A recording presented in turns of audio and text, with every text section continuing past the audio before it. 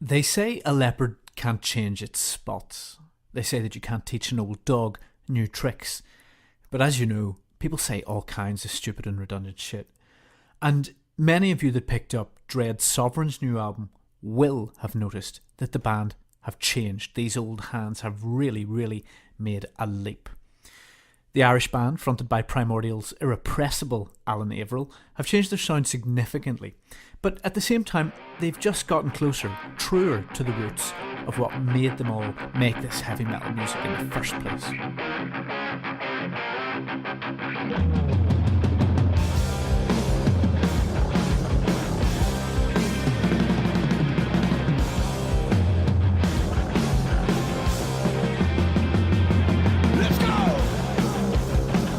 You're listening to episode 34 of the Metal Insight podcast, produced and reported by MetalIreland.com, now hitting over 20,000 downloads. Thank you to all my listeners. And today, it's Dread Sovereign that we're getting into. For this episode, we've hooked up with the always amazing Van Records to bring you this special podcast on Dread Sovereign, where we chat to Alan, who many of you will know as Nemchanga, about the kind of bizarre inspirations that formed these songs full of pagan fears and religious persecution. I can tie in an actual historical event into the absolute glory of the tradition of old heavy metal lyricism, which is never stop singing about Satan. On a more human level, we'll be talking to him about what it's been like for him hanging out with much younger band members, slumming it at gigs a tenth the size of what he's used to, and feeling nervous about stepping out on stage with an instrument he can just about play. And we'll also be hearing what those other band members think about the roles they're now playing. Oh, sure, I'm a fucking walking character. So all of that and so much more. Now, as I said, this episode comes to you in association with the wonderful Van Records, who I got in touch with months and months ago for our excellent Morning Beloved episode, which you can still hear, and whose album Rust and Bone, of course, you just need to own. Fantastic album, which is why I did that podcast. But also because Van, really just in my mind, are a kind of a handful of true havens of underground art that are out there. Those guys and just a few other underground labels just really, really get it right. They know what artists to sign. They're in it for the love of it, and it just makes, it's just so important. You know, it's so important in this day and age. So with that in mind, they've got two new releases that I got to tell you about. They've got two imminent releases which I know you'll love and I want you to check out.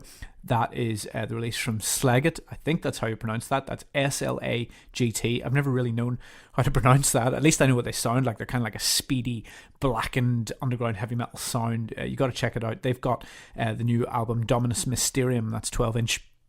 Coming out, which you can pre-order on Van now for €19.99. And this is the important one. The one I'm really, really excited about is the new work from the amazing The Ruins of Beverast. Now, if you haven't encountered The Ruins of Beverast before, you're really in for a treat. When I reviewed their last one, Blood Vault, back in, 2013, I was absolutely floored. It was one of the most amazing pieces of dark underground metal I'd ever heard. It reminded me of Indecence, bits of skepticism, just so crushingly heavy and so strange and alien and creepy, cave-like. Anyway, their new one is called Exuvia, and you can get that on 12-inch as well. You can pre-order that at Van now. I think that's something like €22.99 or something like that, worth every single cent. What an incredible band. I can't wait to hear that. I haven't heard it yet. I'm sure there'll be a review soon enough on Metal Ireland, and I've no doubt it will be superb. Anyway, props to Van for doing this with us. And now back to Dread Sovereign. So you'll know Dread Sovereign because of Alan's detailed and highly thematic lyrics. He's like some kind of preacher man, some kind of demented man shouting at us through these songs. So I began by asking him where all that came from.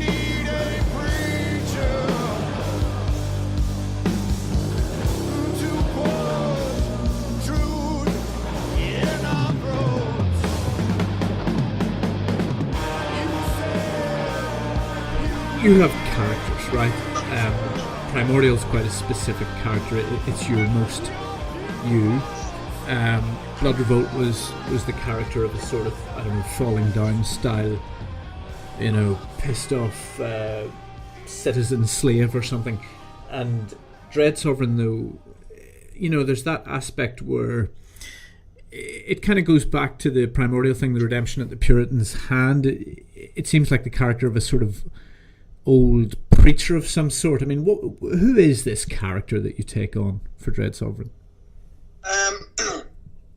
Well, I mean, obviously, you have to make I tried to try and make a separation, obviously, between this and all the other bits and pieces that I've been doing, and sort of channel a bit of inner Vincent Price into the whole thing, and also, like, Dread Sovereign is allowed to embrace a bit of sort of poetic license and drama and old heavy metal theatrical language that Primordial would not be able to do. It's also able to embrace the sort of, I guess, beauty of that old late 70s, early 80s heavy metal in a kind of gonzoid kind of way. But yeah, it's kind of half old man preacher from the Poltergeist movies.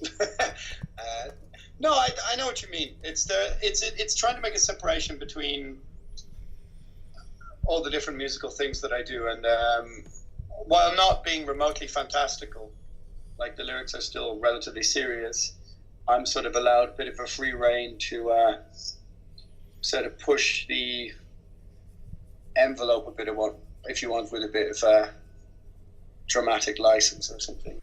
And it's here where that character that Alan so vividly paints, that flamboyant and kind of lyrical persona, butts up against a bit of gritty realism in the form of the band's guitarist, Owen, who we haven't really introduced properly yet. So let's do that now and hear from the man himself about the role he plays in Dread Sovereign, what kind of character he is. Oh, sure, I'm a fucking walking character. Yeah, no, like, to be honest with you, to be a total fucking cliche about it, all my gigs, especially guitar gigs, like, when I'm playing guitar, if it's Wizards, if it's Dread Sovereign, if it's Objectors, playing with Live Fast Die, it's like, whatever the attitude of the band, I go to that guitar place for, I'm the guitar player. I talk to my guitar, we have conversations, the gig goes by like a fucking car crash. I don't see the crowd or anything, like, I go into my own little world. And that's always kind of been the way, even with the Innovismus. All my bands, I love going to that little place and, like, kind of losing myself in the music. And of course, for Dread Sovereign, there's lots of trips to lose. But of course, when you're standing on stage with someone like Alan, who, whether it's 90 people or 900 people, he can click his fingers and everyone stands to his attention. Like, that's pretty impressive. So there's a level of, like, I got to fucking kind of step up my game a bit, and, instead of doing the solo on top of the drum kit, I now have to do the solo on someone's face, that kind of way. Yeah. So not so much like, because that was the thing as well, I always said at the start, like, I don't go in for this, if people are into it, that's fine for them. Me, I'm not like a particularly spiritual or esoteric kind of person, or like, this whole ritual business, this whole praying to some elder god whose name you can't fucking spell properly because he's short. That's not for me. I'm a rocker. I like being a rocker and just, rocking out. Mm-hmm. So, like, live, it's like, yeah, I get to have all the fun. Mm-hmm. And I love that. And when you're on stage with someone who's, he's naming the band at the end, like the way that they all used to do back in the day. Like, it's fun as fuck playing live with Dread Sovereign. Which is funny, because that's not really something I would have ever said about Dread Sovereign myself. Certainly not about the first album, which was a torturous and grinding, dragging, really dark piece of heavy, heavy doom. So what's changed?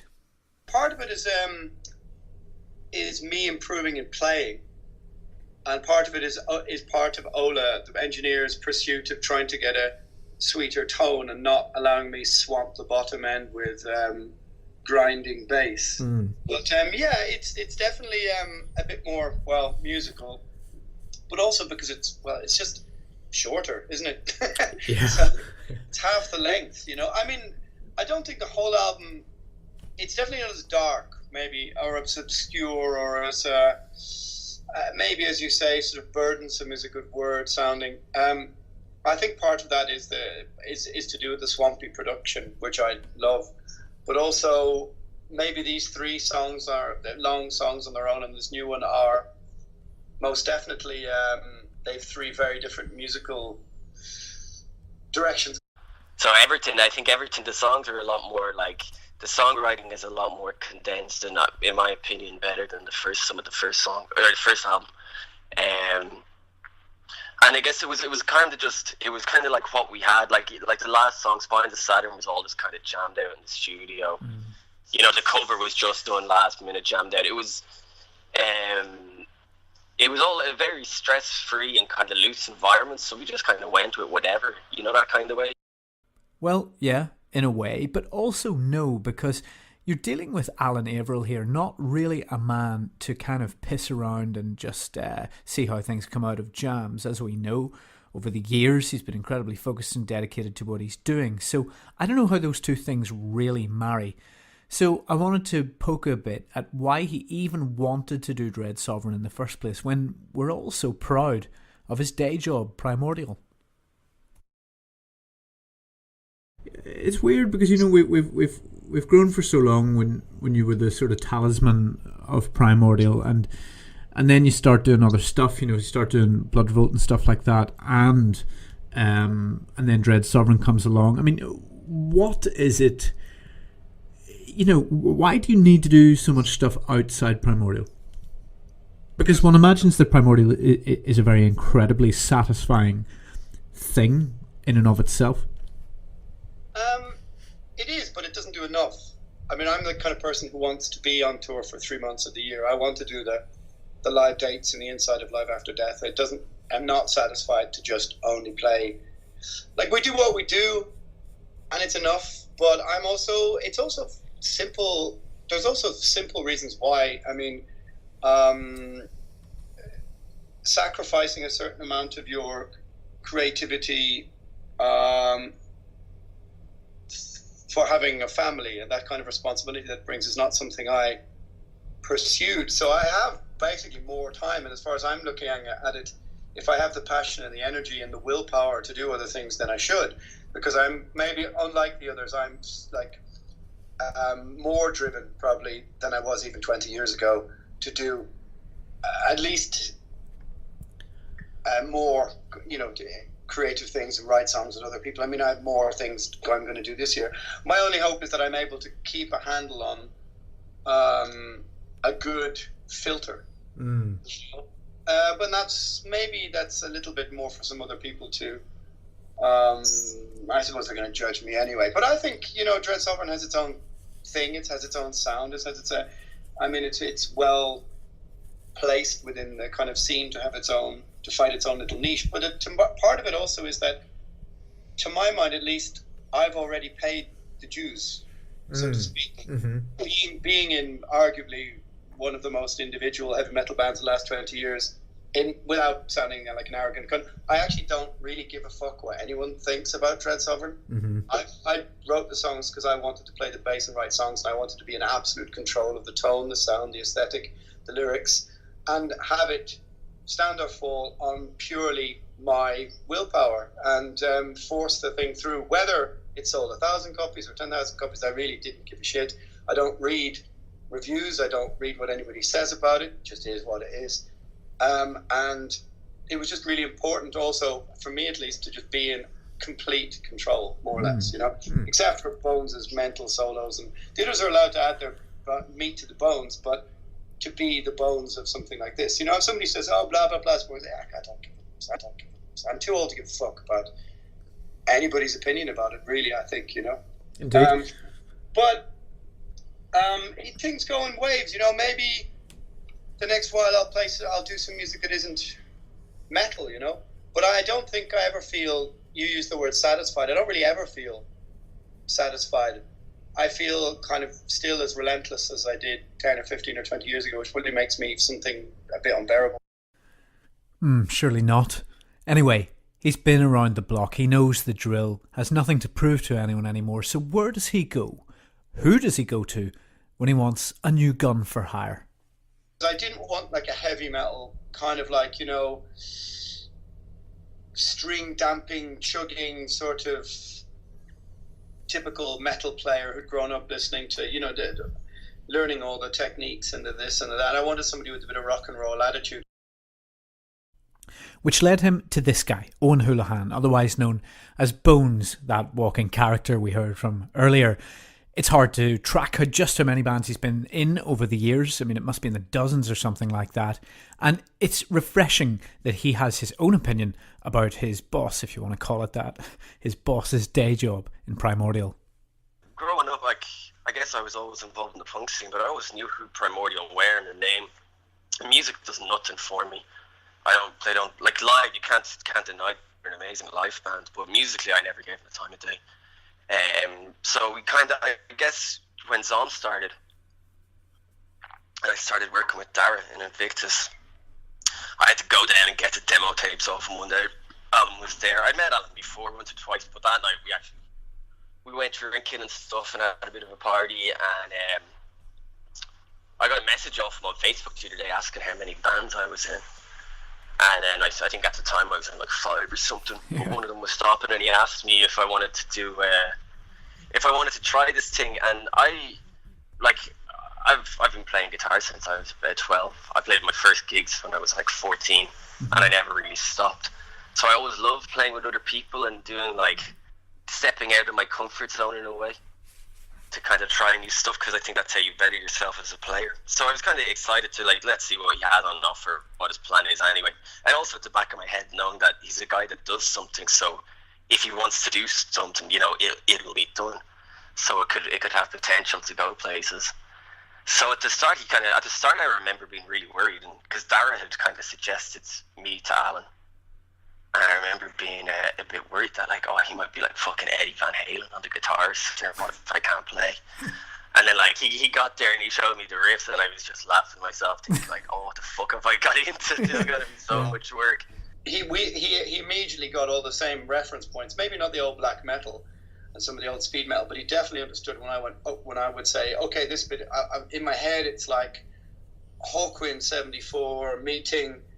Can you do a bridge like you know that bit from Robin Trower that you know, didn't do that solo in that Alatia by Robin Trower? And he'd go, yeah, of course I know that bit. You know, because I mean, we bonded over like so many musical similarities that I don't think many people who would have grown up, maybe who were a bit younger than me, who would have grown up probably at 14 listening to fucking Children of Bodom or something would have, you know, or whatever. So he was more like a rock guy, and he brought some of that sort of, or punk rock guy, whatever you want to call it. He brought some of that attitude, and then he was quite surprised that I was banging to Minor Threat and Discharge and, you know, this kind of stuff. So it just sort of made sense, and there's a sort of good chemistry then live and that kind of thing, you know. And also he would find that I would just be sort of, I couldn't really give a shit about whether mistakes were made and this or that and the other, and that the vibe was more important than being super tight or whatever, and I didn't really care about those kind of things,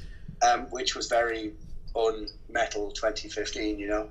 By the stage that Dread Sovereign even began, Alan was, 15, 20 years into a career in Primordial. You know, did you ever feel that you know, there would be a bit of a disparity in the band, you know, between someone who's really been there and done it and bought the t-shirt, you know, many times, played countless festivals, you know, knows the routine.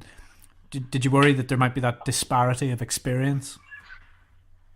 Not really, and for the two reasons. Again, like, I've been playing gigs for, you know, technically more than half my life, and you know, it was always way more underground stuff and underground punk stuff, but like I never stopped playing gigs, so I've got a wealth of live experience. Of course, Simon had a wealth of live experience with Primordial and guessing his own shit.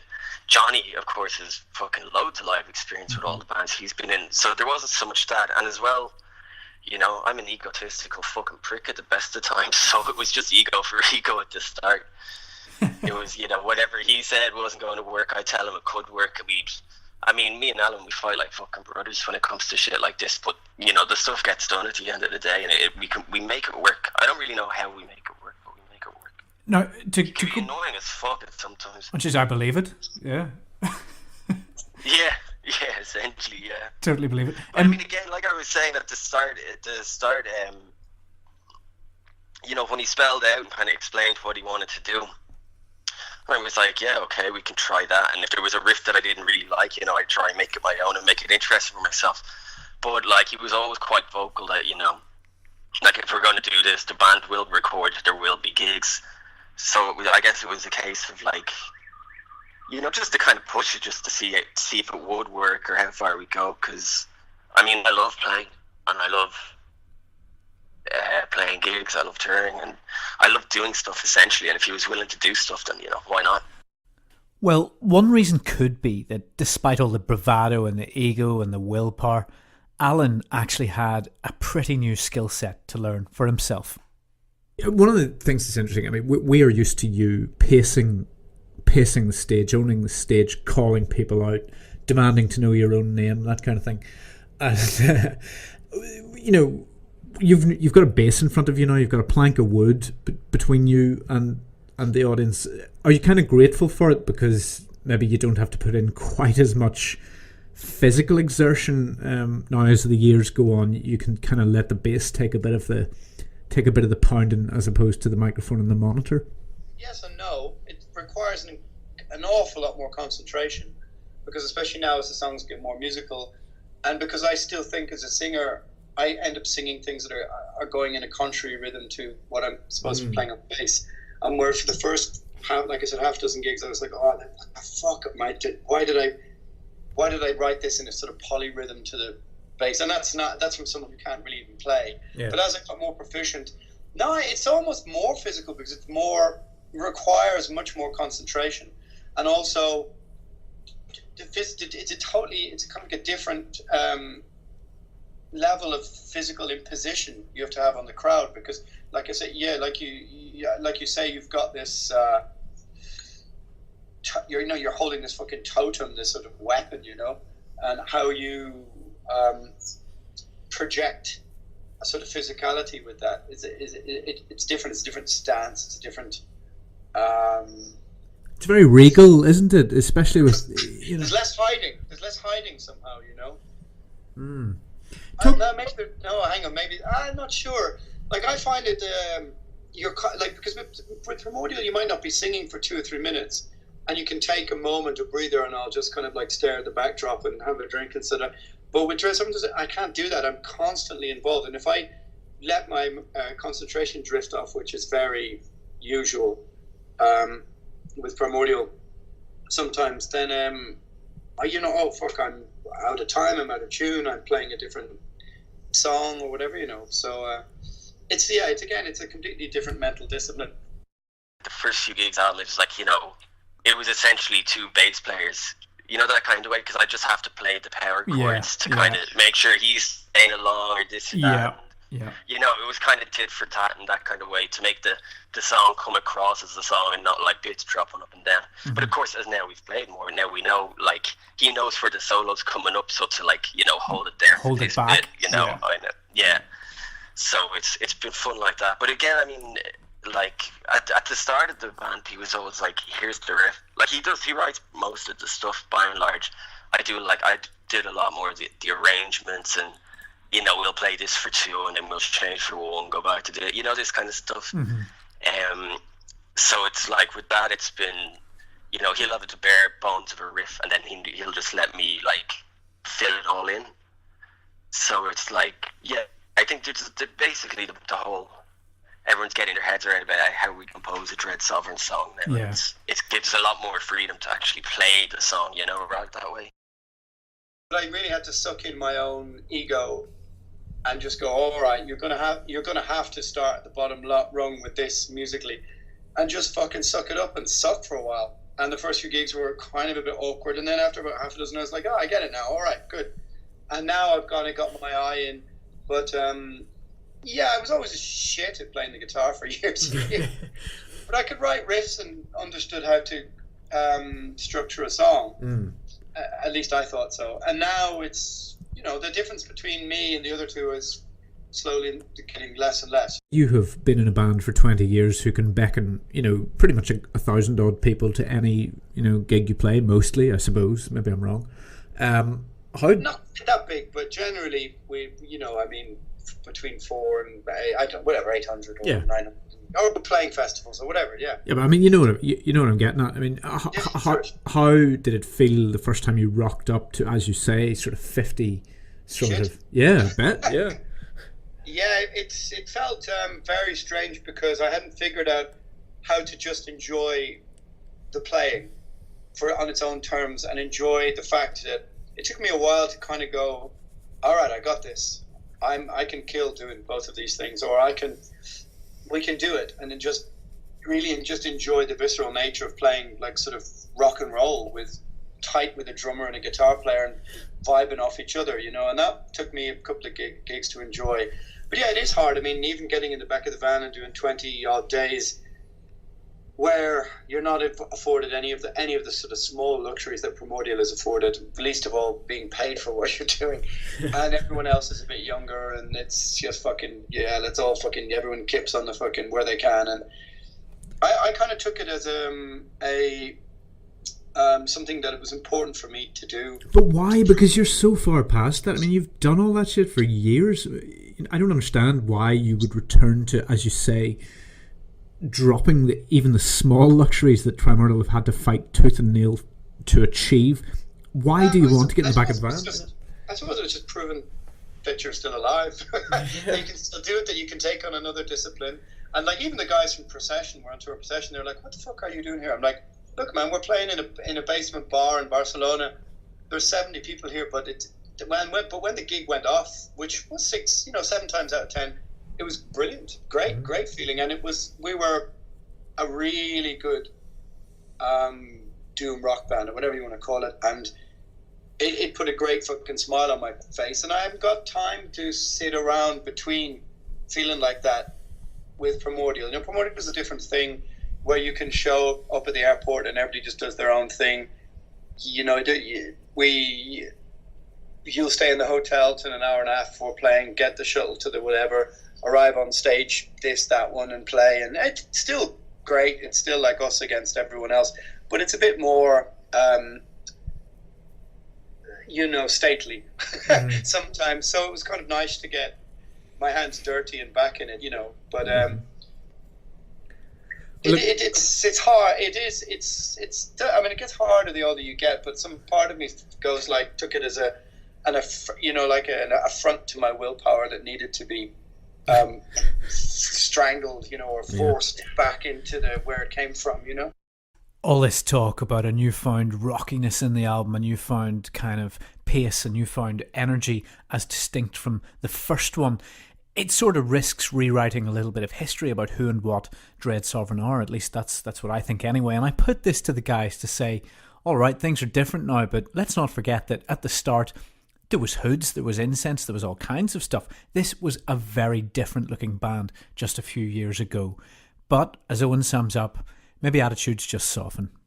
To start, when Alan wanted, was thinking more like of a ritual doing buzz, and after we started playing, just realised, you know, we're all just fucking rockers. We're all just here to take drugs, drink, and fucking fall over and wreck the gas and do it again tomorrow.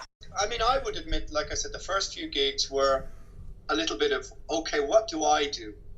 I was a bit unsure, not only about my own ability, which was quite interesting, a kind of place to be, where it's kind of like, how can I say, walking into a gunfight with a fucking penknife or something, you know what I mean? When you're used to having Primordial, which is sort of used to conquering everywhere, it's like, oh, now you're back to the beginning of the bill. And it took me, I did struggle for the first few shows, but how do I tackle this and how do I get on top of it? And it did seem at the beginning, okay,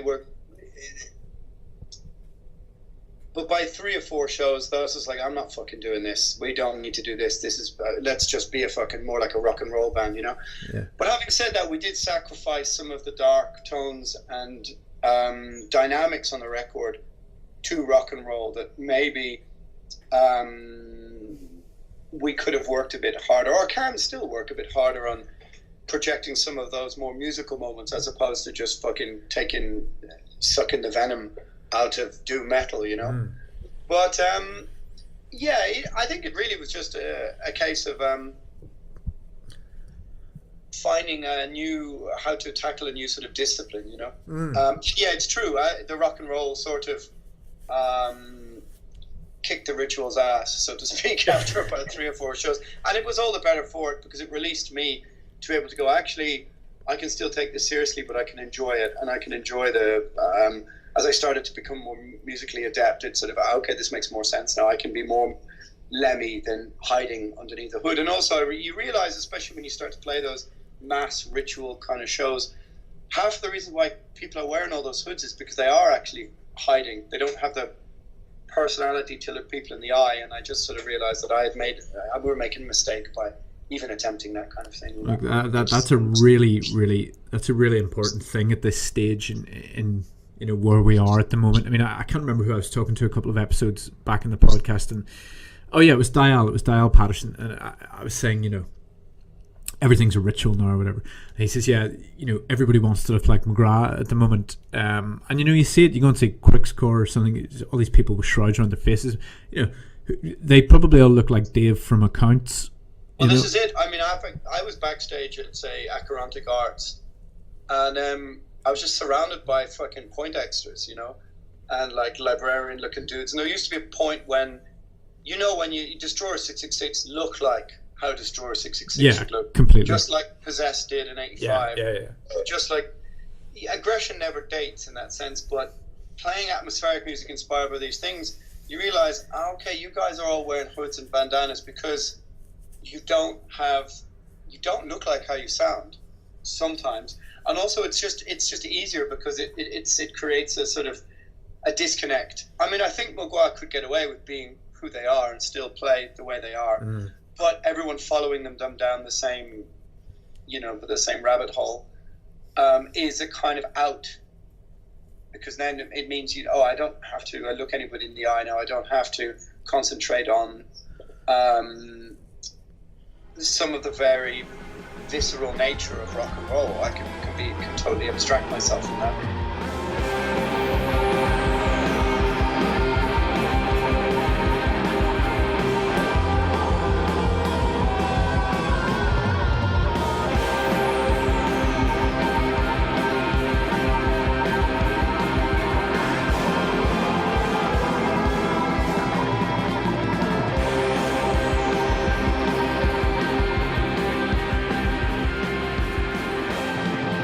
But let's get into the music instead of the attitude.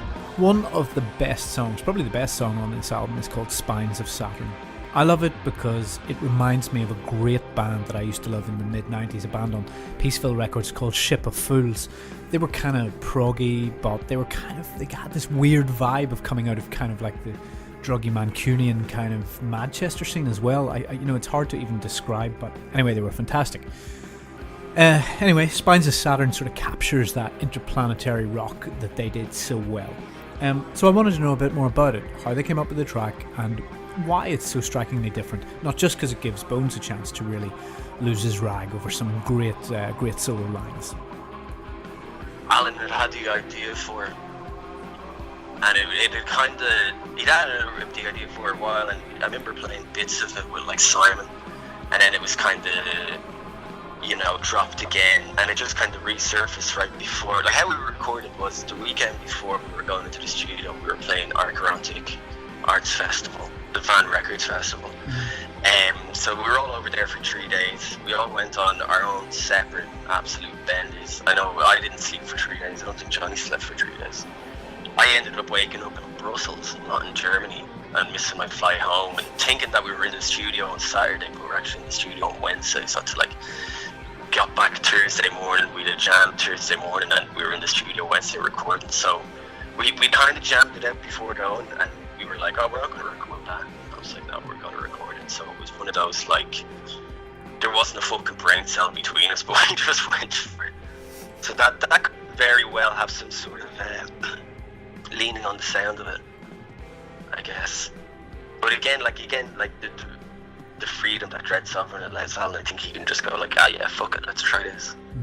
You know, it's not like we're McGuire, we're going to start doing a fucking ska song at the end just for shits and giggles, you know. There's no really, he's not really bound to anyone, you know, for a style or this or that. We don't have to answer to anyone in regards to the band, you know. So something like that, it was just he'd been not getting into Hawking, but I know he didn't listen to Hawking loads, and he was always kind of pushing for that more kind of spacey sound, and just to have that kind of the random song to throw it out. It's there. always But nice. I mean, it's yeah. I mean, at the start, I fucking thought it was shit. I thought it was the worst song ever, and then I kind of got into it.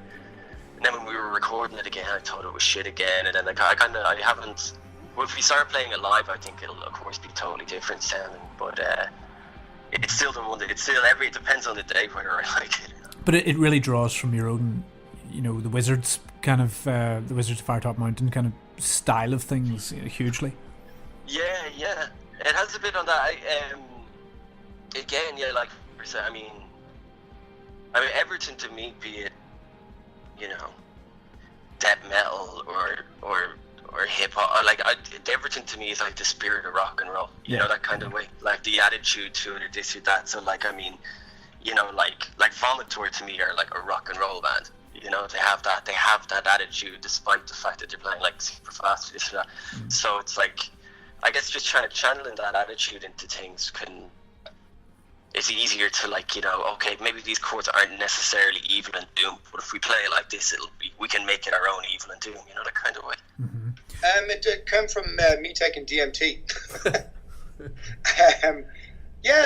Me and Bree from Malthusian and a few other people did that, and I had a fucking floating through space, looking at DNA strands type trip, and it stuck in my head, and I just it sounds like I have very blunt, brutal references when I come to songwriting, and I write riffs and I have no consideration whether they're original or not, because I don't care. My attitude is like, I've done this with Primordial for 20 years. What do you want? But on its own, but somehow it ends up coming out as this other thing. So I just said to others, like, look, I have this thing. It was done 3 days, 4 weeks, going to record it. The whole thing is in my head. So just follow on like this, and I'm sure it will work out. And I don't really know Ship of Fools at all. I just remember them from Peaceville, early 90s, right? Yeah, completely. But I was trying to get this sort of Hawkwind kind of vibe. Some people think it sounds like fucking Billy Idol or like post-wave goth or something like this. Which I don't care. Yeah, I think it just has this psychedelic sort of vibe, and I don't even know if that's the right word for it, but the main inspiration was like Hawkwind 74, but because I just wanted a song with this like this kind of throbbing bass line with these sort of atmospheric psychedelics about that people maybe about with this sort of druggy kind of vibe to it, if you want to call it, and well, lo and behold, it came out as this really odd song. Yeah, it's really weird because I mean, then stylistically, it's such a clash because it's a sumptuous track. You got those Bones' kind of wailing leads just over the top, and then you're into that really scuzzy Venom, the Live Like an Angel, and it's just so rough, and it's a bit of a collision. It actually, the whole thing reminds me weirdly of like the Maids of Asphodel or something like that. It's just such a weird collision of sounds. Yeah, but it was just that the Venom thing is a song we've been playing live because we like to do a 2-3 minute fucking pick me up, fuck you song. Yeah. And we've been playing Iron Fist obviously when Lemmy died. Really, really messy version of Iron Fist. It was great. And we tried to do Misfits, Where Eagles Dare and a few other things. And the gear was just there, and I was just like, fuck it, let's just record it. And it wasn't meant to be on there. It was supposed to be on a split or something. And then just sort of literally the gear was there. We went in, set up. Right, let's get through this feedback. The whole thing is just live, and it was just like I said to Sven, if you want to leave it on, I don't care. Leave it on if you want.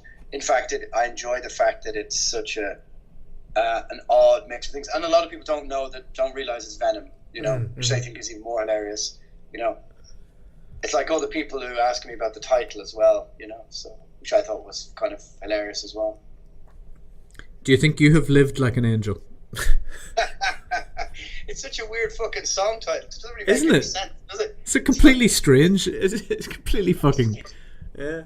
It should be live like a devil, die like a fucking angel. Devil, yeah. It doesn't make any sense. But no, I mean, it just...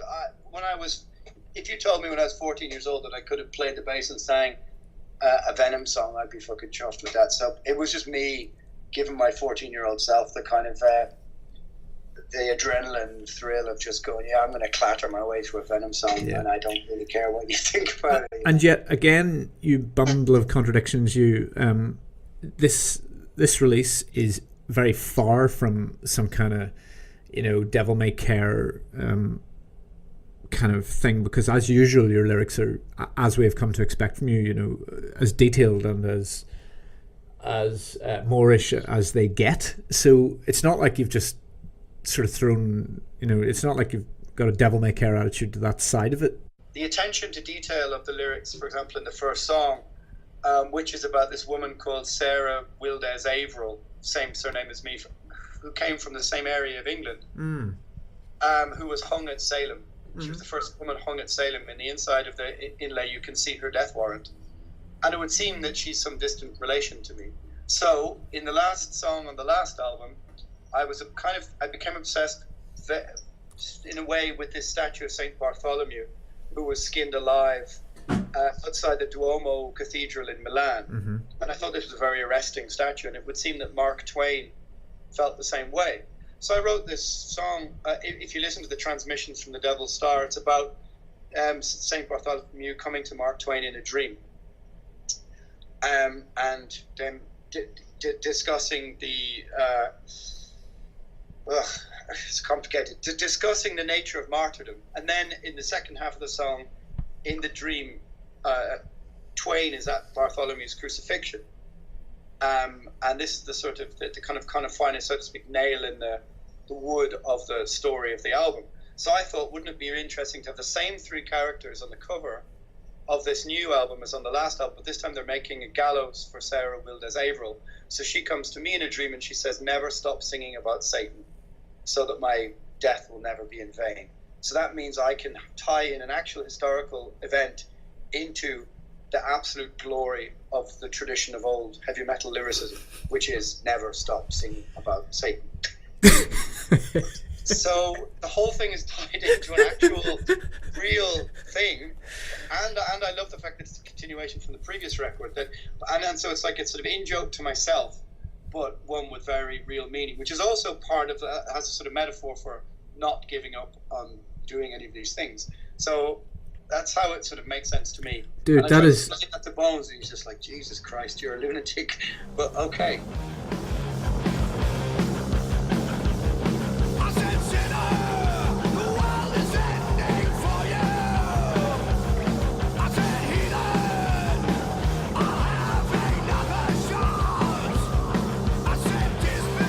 You talk about your antipathy to modern metal, modern productions. I mean, I guess so many of us sympathise with that. Definitely. I mean, it's just a question of heart, isn't it? But at the same time, this is actually a really good and luscious production in its own way. It's incredibly warm. It feels bigger. It feels Moorish. It feels like a real coming together. It feels like a rock record. It feels like a great metal record. And I guess this leads inevitably to This World Is Doomed, which is just a great rock song, isn't it? But it strikes me that you've been building to this for a while, because if we think about the likes of Heathen Tribes, that was a bit of a shocker for me whenever Primordial put that out, because I thought, right, this is the exit strategy. This is we're just going to be writing rock songs in Primordial from now on to appeal to a sort of broad pan-European kind of festival-going good time base. And I thought, that's it's not quite that attractive for Primordial, but it has its place. It does. And This World Is Doomed really, I think, continues that mantle. Is that a fair assessment? I don't know, because if you listen to Imrama and you listen to Fuil Arsa, that's a 4/4 rock song, and that's the opening song on the first album. We didn't really know what we were doing, but it's just a it's just a total rock song. And then the band got more obscure here and there in places, but Heathen Tribes was written. It's one of the few lyrics I've ever done, or like structuring that song on purpose to be like that. Because I was so tired of playing festivals with all these joke pagan bands, and I thought, right, we're going to write an anthem. We're going to make this anthem now. I'm going to squash it into the structure of these lyrics, but these lyrics are going to be seriously about something in that sort of prideful, whatever you want to call it, coming together. yeah, chest beating anthemic thing. This is right. This is going to be my hard rock, fucking Manowar song, and that's just going to be it. And the band, but that was never our intention to follow down that path, because I don't think we really did. I think it took a different direction for the following 2 records. But it's okay to have those super memorable parts, and also to write a strong chorus. And it's I mean, to my mind, it's easier to be dirgy and pseudo atmospheric. And it's easy to be a fucking drone band, an average drone band, and line pedals up on the ground, and fucking a gear band. But try and write a fucking chorus. And that's something way more difficult. Which pretty neatly sums up how the band feel about their music in 2017. I don't think they give much of a damn about what you or me or anybody else think. But perhaps the best anecdote, just in closing, came from Bones when I asked him about the track This World Is Doomed and what it meant and where it come from. And he managed to sum up Dread Sovereign pretty much in a single thought. We were on tour when Lemmy died. It was after a gig and we're all drinking and partying, and Alan grabbed me and he's like, fuck, like showed me a text message he just got, Lemmy's died. And I was like, oh fuck. And then I got a phone text message off my father telling me Lemmy's died. It's like, oh fuck, and it was one of those, like, where were you when God died? Where were you when the aliens invaded? It's like we were somewhere in Germany, the pair was on a bus with, like, a load of booze and whatever else in front of us, and it was just like, it was, Lemmy was a cultural revolution, for want of a better word. He started, like, so much himself, just being himself. It was like The World Is Doomed is that kind of the ode to the spirit of Lemmy and that kind of attitude. Like, his attitude started, a cultural revolution almost in my book. Mm-hmm. But so I think it's that kind of thing of, like, yeah, we're serious, but, like, we don't give a fuck about you or what you think, we're doing it anyway. So brilliant. That can kind of come out in the music and stuff. So that was Alan Averill and Owen Houlihan from Dread Sovereign. And of course you have to check out For Doom the Bell Tolls, their new album, which we've been talking about through this podcast, which is out on Van Records now. Thanks so much to Van for sponsoring this show. Thanks to you for listening to this show. Just want to remind you about those Van releases coming up. Slag It, which is out now on 12-inch, $19.99, and of course The Ruins of Beverast, which is just going to be absolutely crushing. Just know it. I know I say this every time, but we really have a treat coming up for you in the next podcast. And I know you're kind of sick of me saying that, but guess what? We are doing the next podcast, episode 35, on Typo Negative. Not only that, we are talking to Typo Negative. We are talking to Johnny Kelly from the band. We're remembering Pete Steele in the best way possible with one of his band members. And, you just cannot miss that episode. So that's coming shortly, probably 2 to 3 weeks today. So hopefully early to mid-May. I'm Earl Grey.